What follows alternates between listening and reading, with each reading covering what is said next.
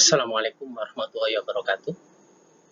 Selamat bertemu lagi pada program kuliah konseling behavioral yang pada kesempatan ini kita bahas kerangka model konseling kelompok.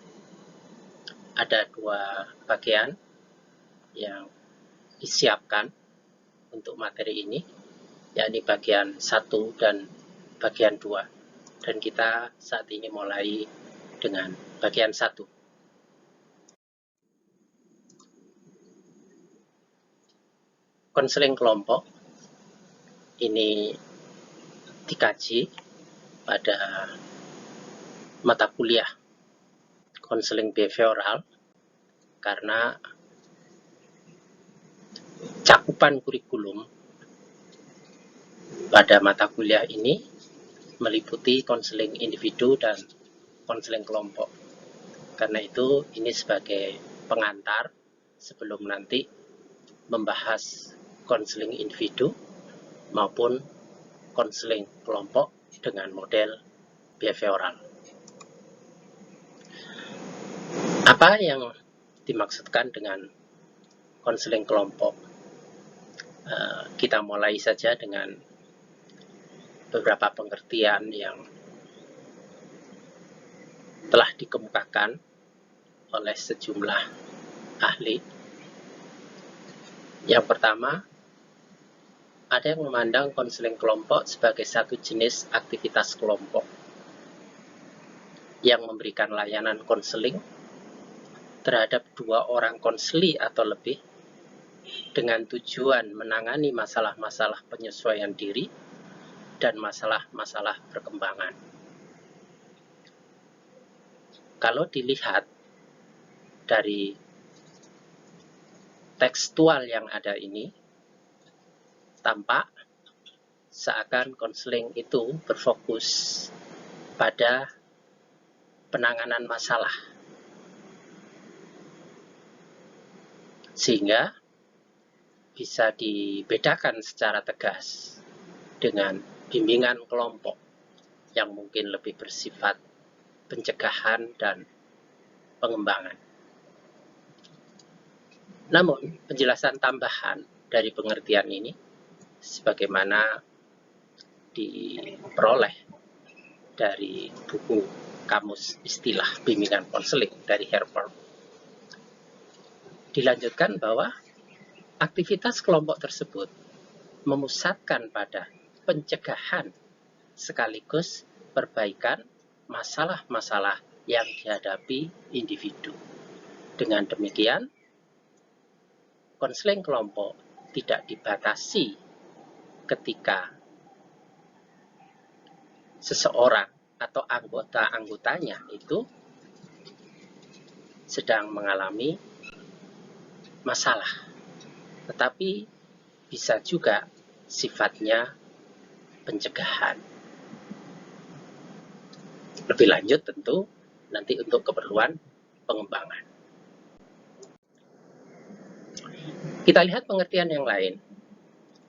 Diartikan konseling kelompok sebagai proses antar pribadi yang melibatkan seorang konselor dan beberapa anggota kelompok yang mengeksplorasi diri mereka sendiri dan situasi mereka dalam upaya mengubah sikap dan perilaku mereka. Ini bisa didapat pengertian ini pada bukunya Hansen dan kawan-kawan tentang konseling kelompok. Proses itu sifatnya berkelanjutan antar sejumlah orang yang bersifat pribadi. Di situ ada konselor selaku pemimpin dan beberapa anggota kelompok sebagai konselinya. Mereka mengeksplorasi diri, mengungkap potensi-potensinya, situasi-situasinya, dan lebih lanjut sebagai upaya untuk memperbaiki dengan mengubah sikap dan perilaku mereka. Pengertian lain ialah penggunaan interaksi kelompok untuk memfasilitasi pemahaman diri dan pengubahan tingkah laku individu. terakhir, kita lihat pengertian yang lebih mengarah pada konteks pendidikan. Konseling kelompok dalam konteks pendidikan ini diartikan sebagai pengalaman pendidikan yang unik, yang di dalamnya para konseli bekerja sama untuk mengeksplorasi gagasan, sikap, perasaan, dan perilaku mereka, khususnya yang berkaitan dengan perkembangan pribadi dan kemajuan mereka di sekolah. Tampak warna pendidikannya. Dalam konteks ini, konselor memfasilitasi interaksi, anggota mengungkapkan dirinya, mendengarkan dengan perhatian, dan saling memberikan masukan. Dengan begitu, proses pertumbuhan bersama bisa terjadi.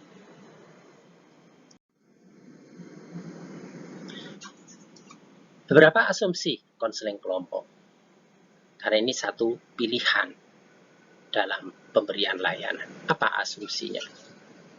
Kalau konseling itu interaksi yang bersifat interpersonal, tapi mengapa harus kelompok? Ternyata ada sejumlah kelebihan, keuntungan yang diperoleh melalui proses kelompok. Kelompok dapat menjadi modalitas yang kuat bagi perubahan perilaku individu. Ketika seseorang meniatkan dirinya, mengembangkan komitmen diri secara pribadi, kadangkala tidak sekuat kalau itu ada dukungan dari kelompoknya.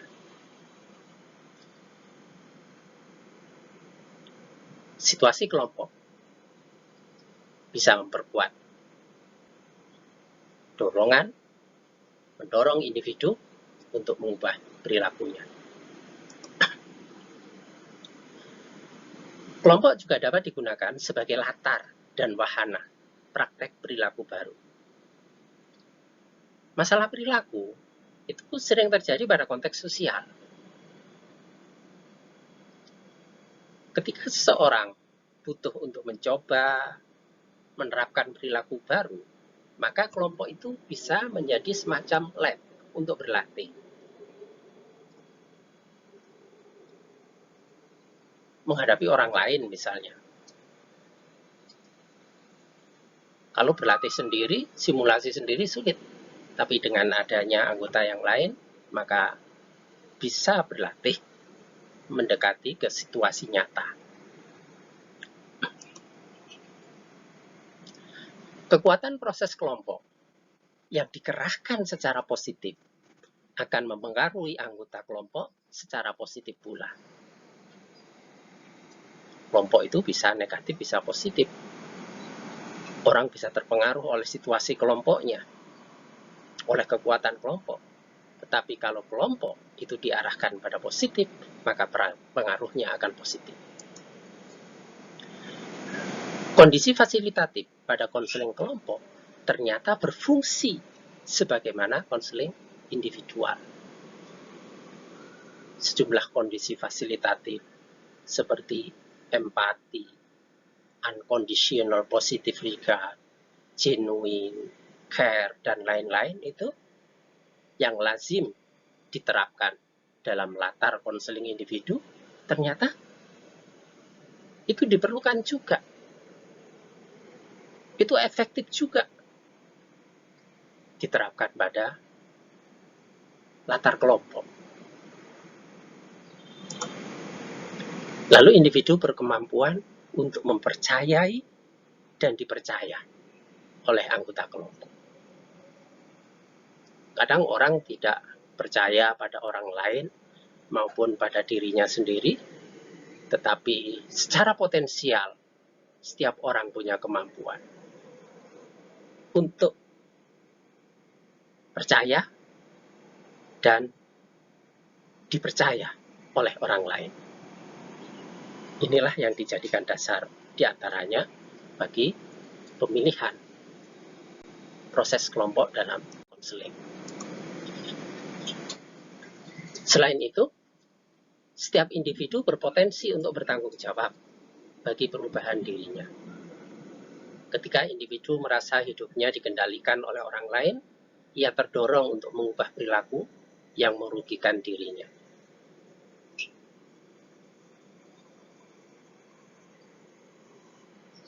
Ada kekhawatiran bahwa jiwa individu itu kadang tenggelam pada jiwa kelompok, jiwa massa. Orang bisa berperilaku hanya karena pengaruh lingkungannya, hanya pengaruh massa. Ketika sendirian tidak seperti itu. Kalau dalam demonstrasi itu bisa lihat, hampir setiap orang itu menjadi pemberani. Tapi ketika sendiri, terpisah dari kelompoknya, keluar dari massa, keberaniannya itu hilang. Ini salah satu situasi yang manusiawi.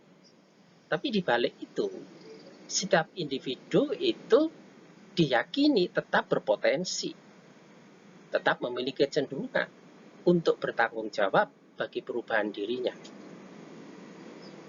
Jadi perubahannya itu bukan karena situasi kelompok, bukan karena desakan kelompok semata, tapi secara pribadi ia juga punya tanggung jawab untuk mengubah dirinya.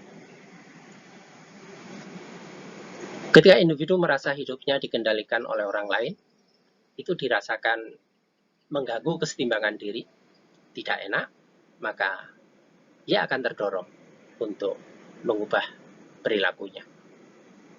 Karena itu, sering juga dikatakan bahwa dalam konseling kelompok, itu fokusnya adalah mengubah individu dalam situasi kelompok. Meskipun ada juga yang sifatnya mengubah kelompok, misalnya dalam kaitannya dengan resolusi konflik atau untuk kerjasama organisasi. Anggota kelompok dapat mempelajari dan memahami tujuan serta metodologi proses kelompok. Tujuan tersebut untuk mereformasi anggota kelompok dan bukan untuk membuat mereka berperilaku konformis dengan norma kelompok. Nah, ini sebagai penjelasan lanjut dari yang tadi, bahwa individu punya tanggung jawab terhadap dirinya, bukan sekedar ikut terhadap situasi kelompok. Walaupun apa yang diperbuat itu sesuai dengan keinginan kelompok, sesuai dengan norma kelompok, didorong, mendapat sokongan, support dari kelompok. Tetapi itu harus menjadi bagian dari dirinya. Fokusnya adalah anggota per anggota, bukan kelompoknya. Nah, itu bisa diperoleh melalui proses kelompok. Kita berkembang itu bisa dengan belajar sendiri dan bisa juga melalui interaksi dengan kelompok.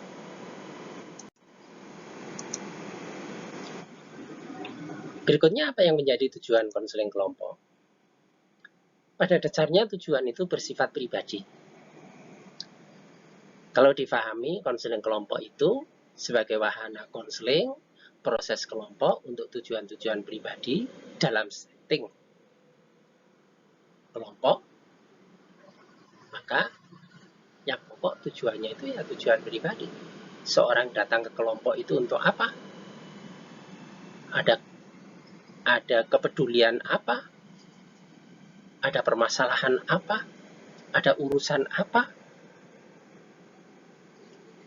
Terkait dengan urusan masing-masing itulah seorang punya tujuan. Ini tujuannya pribadi. Namun begitu, ada sejumlah tujuan umum yang bisa diidentifikasi, bisa dirancang, dan bisa diharapkan dicapai dalam proses ini.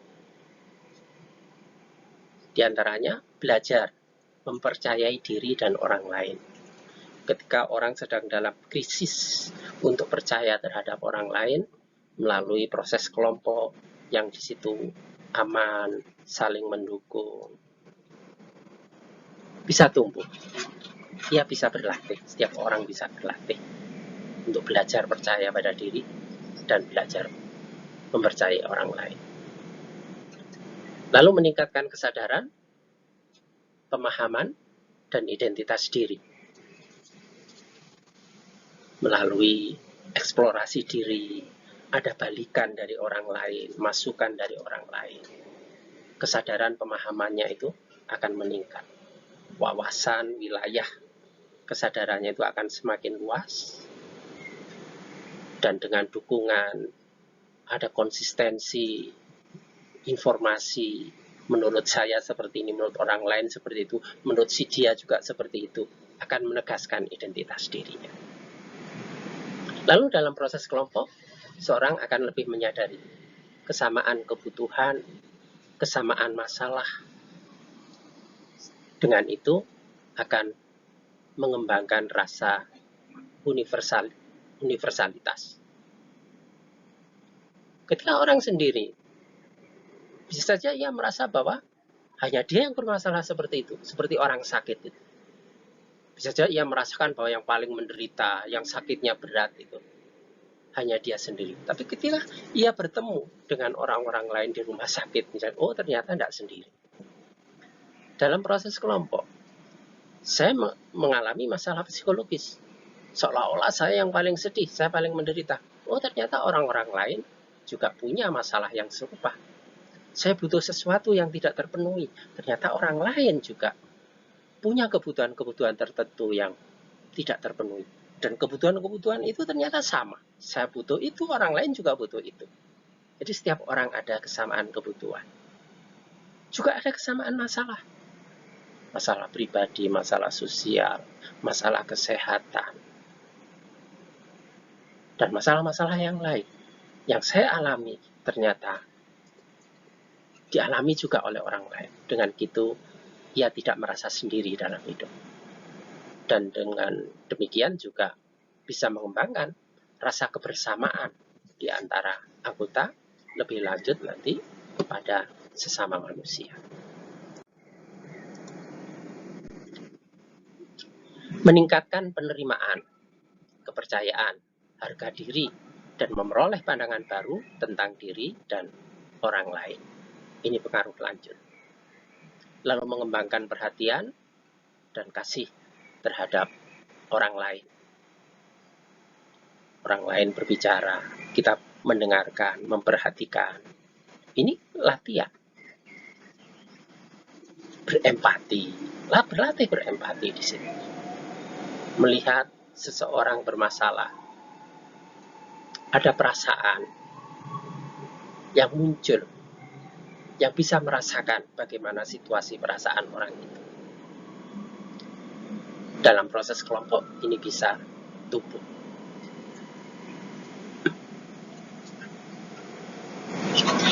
Lalu menemukan alternatif, tentu ini hal yang pokok, karena pada akhirnya seorang diharapkan bisa menyelesaikan masalahnya. Jadi menemukan alternatif, cara penanganan masalah perkembangan normal. Manusia dalam proses perkembangan, dan perkembangan itu ada yang normal dan tidak normal. Konseling kelompok itu lebih cocok untuk masalah-masalah yang dialami terkait dengan perkembangan yang sifatnya normal. Tapi kalau masalahnya itu sudah berat, kemudian keluar dari realitas, kadang-kadang konseling kelompok tidak terlalu cocok. Untuk ini lebih memerlukan penanganan secara individual. Tapi aspek masalah sehari-hari, apa itu? Kekecewaan, frustrasi karena kegagalan, berbuat salah yang tidak disengaja tapi kemudian membuatnya dihantui perasaan berdosa, bersalah. Ada konflik, kesalahpahaman.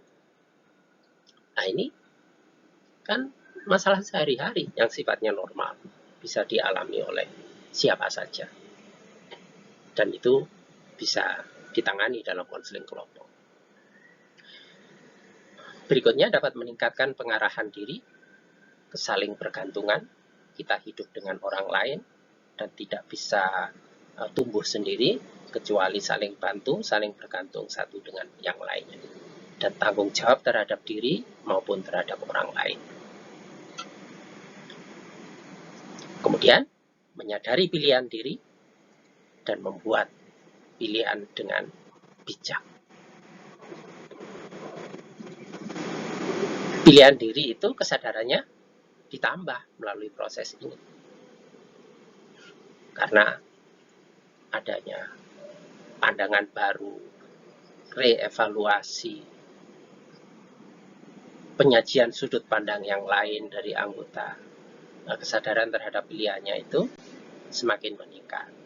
Dan dengan begitu, lebih membantu seseorang untuk membuat pilihan yang lebih bijak. Lalu membuat rencana spesifik dalam pengubahan perilaku. Perubahan itu bermakna kalau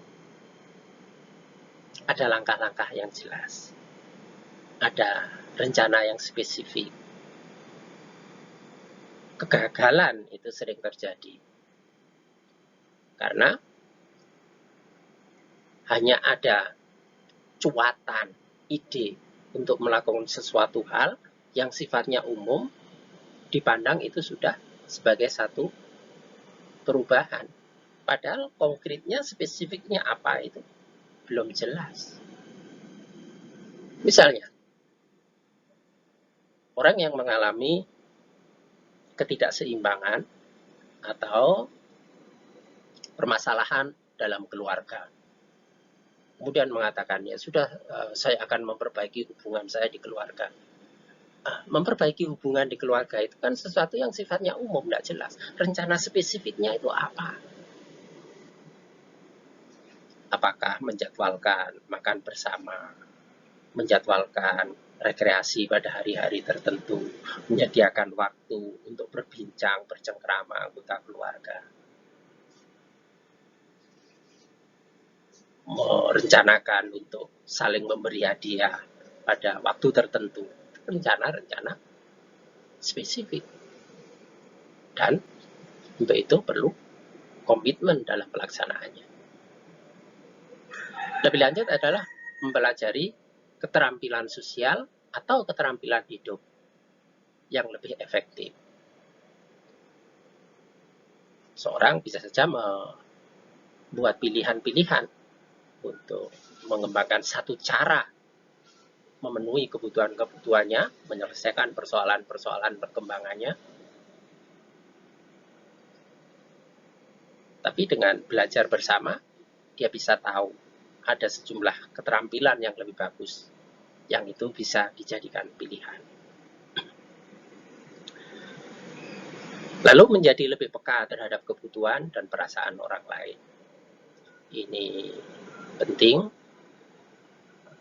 untuk meminimalkan konflik di lingkungan dan juga untuk lebih bisa diterima di lingkungan sosialnya. Belajar menghadapi orang lain dengan perhatian, kejujuran, dan keterarahan. Ini akan terjadi ketika mendengarkan, berbicara, bergantian. Dan dengan model yang ditunjukkan oleh konselor.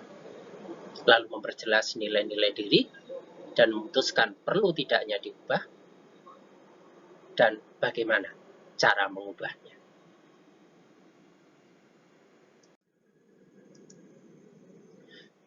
Adapun corak pendekatan konseling kelompok ada 3. Yang pertama adalah proses kelompok yang berpusat pada krisis.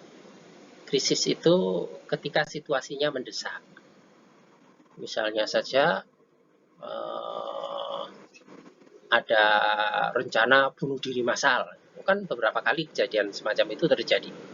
Itu namanya situasi krisis. Sejumlah orang terperangkap pada jebakan narkoba. Nah, itu kan situasi yang sangat mendesak.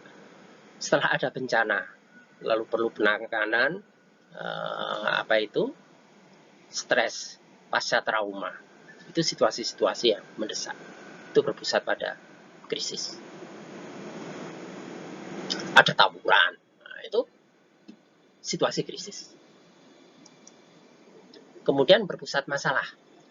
Ini menyangkut penyelesaian permasalahan-permasalahan sehari-hari. Permasalahan yang sifatnya normal, wajar dialami orang dalam kehidupannya, menyangkut ketidakefektifan tindakan seseorang dalam kehidupan sehari-hari. Cara berbicara yang benar, cara menyapa orang yang benar, cara menolak tanpa menyakiti, cara bersifat tegas dan tidak merugikan diri. Ini persoalan-persoalan sehari-hari. Ini berpusat pada masalah. Orang tua menghadapi anaknya yang ngambek, anak yang merasa tidak diperhatikan oleh orang tuanya. Ini kan persoalan sehari-hari. Ada hubungan yang renggang di antara teman. Nah, ini permasalahan sehari-hari.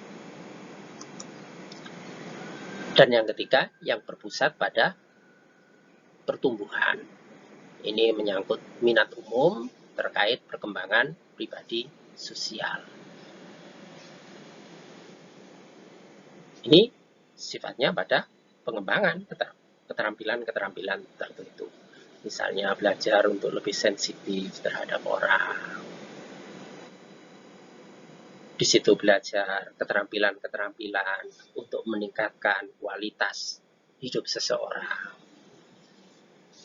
Berlatih untuk menyelesaikan masalah secara tepat, cara-cara problem solving yang masuk akal, yang lebih efektif. Ini yang bersifat pada pertumbuhan sehingga mereka nanti secara bersama-sama tumbuh sehingga tugas-tugas perkembangan bisa dicapai secara lebih baik. Nah, dari 3 jenis ini kalau mau mendalami nanti bisa dilakukan sendiri, dan untuk mahasiswa akan diberikan dalam penugasan, yakni mengembangkan tema-tema. Jadi di antara yang bisa dirancang untuk menyiapkan, mengembangkan, mengelola konseling yang berpusat krisis itu untuk tema apa saja. Yang berpusat pada masalah itu untuk kasus apa saja. Yang berkaitan dengan pertumbuhan itu tema-tema apa saja. Jadi nanti bisa dikembangkan dalam rangka pendalaman konseling kelompok. Dan inilah yang kami jelaskan pada bagian pertama, kerangka model konseling kelompok. Setelah bagian ini nanti bisa dilanjutkan dengan bagian kedua.